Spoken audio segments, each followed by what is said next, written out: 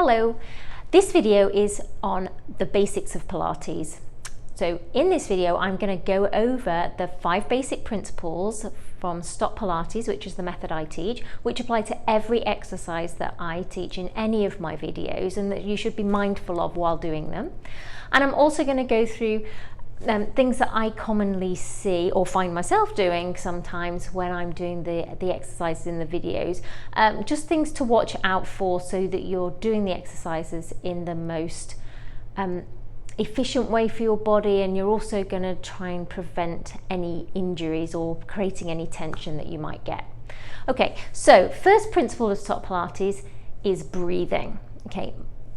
Most of us are not aware of how shallow that we breathe. So we probably tend to breathe into the belly, but we don't feel the sides or the back of the ribcage. So there's so much more room available there.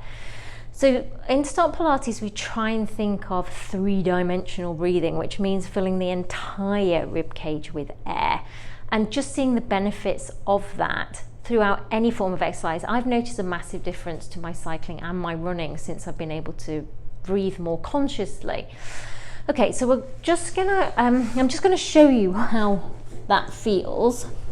So the best way I think to do it is to lie down and put your hands on your rib cage, okay, and then just breathe in through the nose, a big deep breath, and really try and feel that your hands are pushing out at the side, and then exhale through pursed lips, so as if you're blowing the candles out on a birthday cake. So now when you feel that you can't push any more air out, just try and put a tiny bit more and you'll feel those abdominals switching on. Okay, so just do one more. So inhale, feel those ribs slightly pushing out, and then exhale, really get all that air out. Okay, so the other thing to focus on is breathing. Like when people are doing the abdominal exercises, it's so common for you to hold your breath. Please don't do that. You're not allowing your body to move efficiently if you do that. Okay, so the next principle is pelvic placement. Okay, so ideally what we want to work in is what we call a neutral pelvis. Okay, in a neutral pelvis, you have a small gap in between your lower back, the lumbar spine, the very base of your spine, and the mat. So you should be able to get a blueberry or a small marble under there, and your pelvis should feel flat. So if I had a glass of water on there, it wouldn't tip up, it would be nice and flat.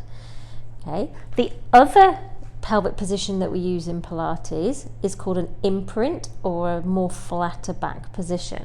Okay, to achieve this, you need to gently tip the pelvis towards the rib cage, but do so using the abdominals. Okay, what I commonly see with clients is, in order to go to imprint, they squeeze their bum as hard as they can and really jam their back into the mat. We really don't want that. Okay, the whole reason that you're doing this is to, when you're going to imprint, is to give your spine more support. So you've got to engage those abdominals right from the word go in order to provide that. So just practice by just gently tipping the pelvis up and then taking it back to neutral. Again, just tip it up and then take it back to neutral. So neutral might feel a bit strange for you because we do have a tendency to go into a more flatter back when we lie down, but you just try and work as much as you can in that neutral pelvis. Okay, next thing is the scapula. So I'll sit up for this one. Okay, so the scapula are your shoulder blades that sit on the back of the rib cage. They don't have any bony attachment, which means that we want them to glide around the rib cage as efficiently as possible. If you don't glide them around and you just jam them forward, you're creating tension in your neck, which is absolutely what we don't want. So you have to learn how to take them around and forward and around and back. And then when we elevate them up, you're not scrunching your shoulders to your ears and creating tension in your neck. And when we take them down, it's just a little downward movement. Okay, so if you hold as if you're holding a box in front of you, you want to just gently take them around and forward. It's a tiny movement. Okay, we're not leaning forward like that. It's just around and forward, and then around, and you'll feel your shoulder blades slightly coming together at the back. Okay, so around and forward, and then around and back. Okay, so with the elevation, you just lifting the shoulders up and then gently pushing them down. Again, it's really not a very big movement, but it's so important that you move those shoulders or the scapula really efficiently to make sure, like I said, you don't get any neck tension. So the next principle is rib cage placement. Okay, this is one that is quite confusing for quite a few clients. Okay, so your ribs are attached to your pelvis by your abdominal muscles. So the principle is that you need to keep your ribs connected to the pelvis and the abdominals engaged, or your core engaged, as much as you can all the time. Okay, so when I say keep your rib cage connected, I mean that it's closed down and you can feel those abdominals are gently switched on. Okay, this is not connected. So you can see there's strain in my low back, my ribs are flaring out. It's just very, very uncomfortable. Okay, so you need to keep those ribs down and the abs on all the time. So the easiest thing to do to check that is to arms go up to the ceiling, then take them overhead, making sure the rib cage is not moving at all.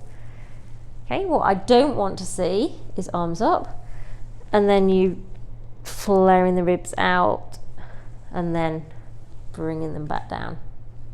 Okay, and then the final one is the head and the cervical spine or your neck, the neck part of your spine, keeping that in good alignment.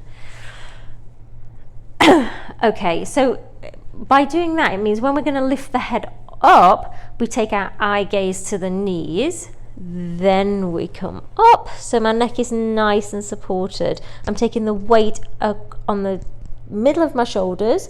I'm not letting it go back. You can see the strain there, and I'm not jamming my chin into my chest.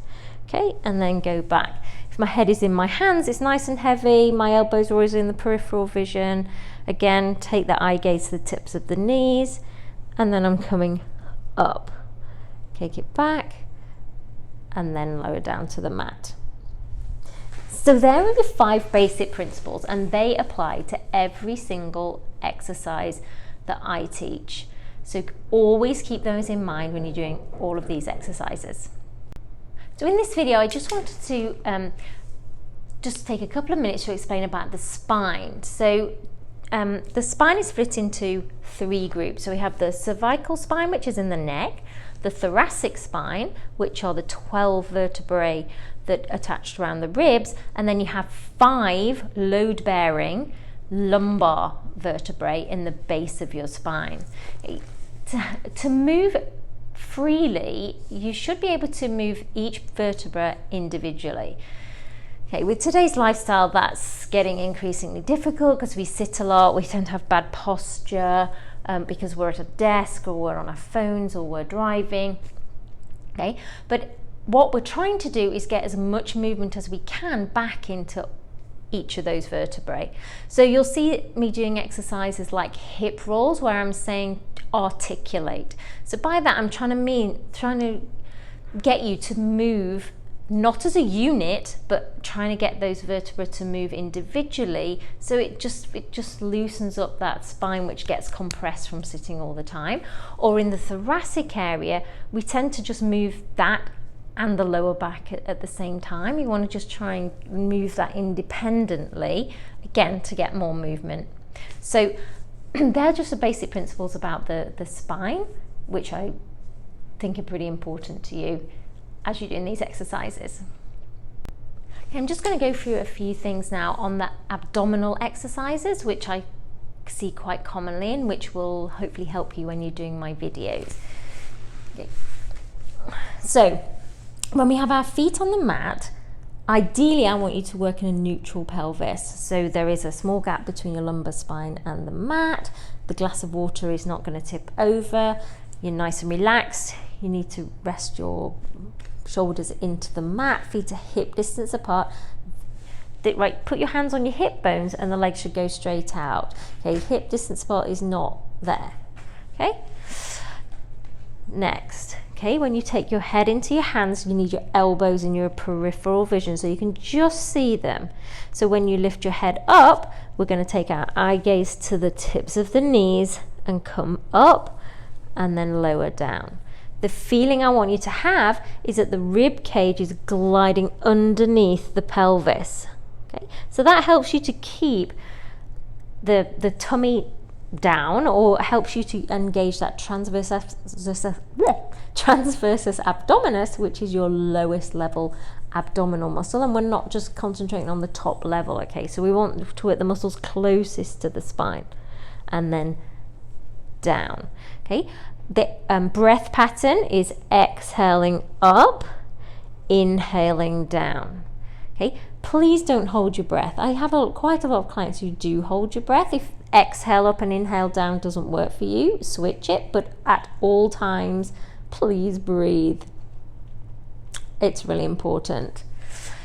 Okay, next, when I ask you to go into an imprint position, you're just going to tuck that pelvis, tip the water towards your rib cage, bring one knee in, the second knee in.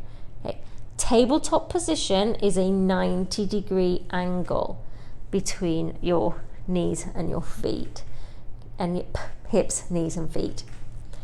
Okay, this is not tabletop, this is cheating, and this is putting too much strain on those low abdominals. Okay, so you just keep them nice and relaxed here. If I'm asking you to do exercises where we're having long legs and you feel that's too much for you, okay, either take the angle to be steeper, so you're putting less work into those abdominals, or take away the long legs and just do it with a bent knee. It's just so much more important to do the exercises with good form rather than trying to do what I'm doing or try and get the legs really low and putting a lot of stress or pressure on your abdominals or your lower back, because we just don't want to cause tension.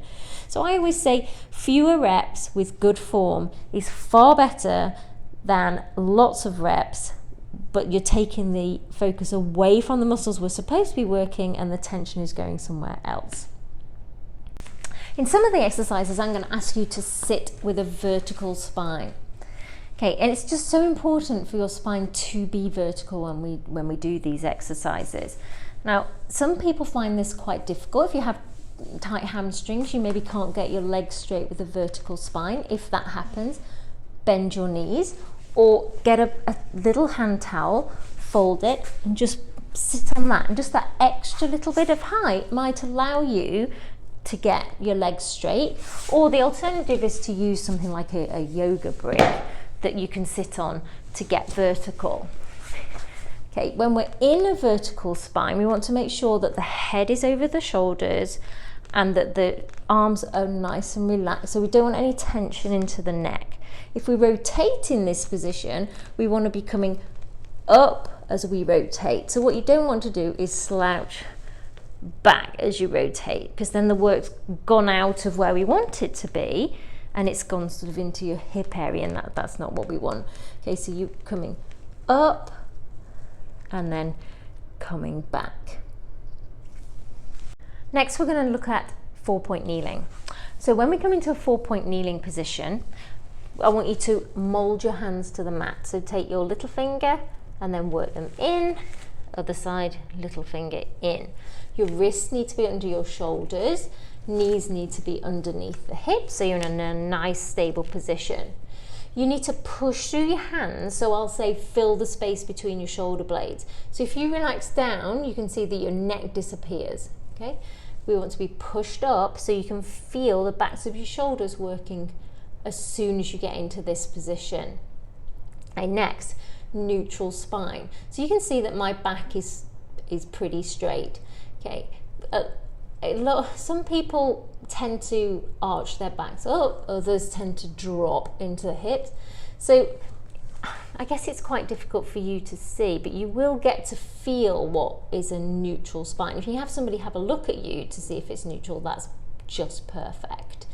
Okay, next thing, when, I should say, neck needs to be in line. So don't drop your head when you're doing any 4-point kneeling exercises, and don't lift up, because that's just going to give neck tension. So the neck just needs to be a continuation of the spine. It's nice and aligned in between the shoulders, and you're nice and stable, no tension at all. When I say take the legs back, you need to keep the foot in contact with the mat and glide it straight back. If you just take it back, you're likely to twist in the pelvis, and we really don't want this. Okay, so just slide it back gently, nothing changes in your spine. Okay, and when I'm asking you to lift it, you're lifting from the glute and the hamstring up and down. What we aren't doing is wildly throwing the leg. Okay, nothing else moves, just the leg. I'll just change sides so you can see it's on the other side. Okay, the other common thing I see is when people take the leg back, they just move the hip so all the weight goes into that supporting leg. Okay, try not to do that. Okay, we want to keep nice and stable to make sure the work is where we want it to be. Okay, it is going to take a little while for you to get that stability, so make the movement smaller. Good. When we're lying prone or face down on the mat, here's a few things to look out for. I'll often ask for your hands to be in a goal pose position. So this is that the hands are just above the shoulders, but they're wide on the mat. Okay, so they're not too far ahead of you. They're just sort of in line with your head. The other thing I'll ask for is that you pull your glutes and hamstrings down and lift your abs up. So by that, I just mean that you're slightly pulling down, you will feel those abs lifting slightly off the mat. This is just supporting your lower back when we go into our back extension exercises. Okay, without supporting the lower back, you will feel when you lift up that it crunches or grinds in that lower back. We really don't want that. Okay, so I always use the analogy of pretend there's an ice cube or a small flame underneath that belly button, and you're just lifting them up just to make sure that you don't touch. Okay, the other important thing is that your head stays in line with the spine at all times. So it's quite common for people to do back extension exercises like this, and the tension is in my neck and in my lower back, or they jam their chin to the chest, and again I can really feel that in my neck and my lower back. Okay, we don't want that. Okay. If I'm asking you to move your legs when you're in a prone position, okay, then it is a small movement. Again, so your length, you want to feel like I'm pulling your leg out of its socket, and when it can't go any longer, it's going to lift off the mat. What it isn't is really throwing it into that lower back to try and raise the leg off the mat as much as we can. We're focusing on specific muscles with every exercise. So if you just follow my cues, so you lengthen and then lift, you'll really get the work where we want it. I use hip rolls a lot because I think they're so good for getting spinal mobility, and they just make you feel so good after you've been seated at a desk all day. So I just wanted to take just a couple of minutes to go over what you're looking for when you're doing a hip roll. So we're going to be lying down, feet are hip distance apart so they can be straight out of those hip joints and straight.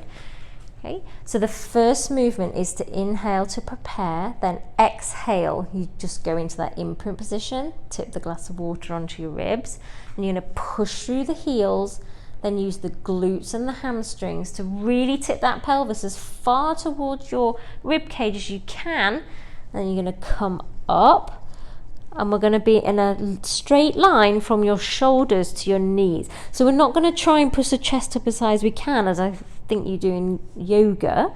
In Pilates, we're looking for a long straight line.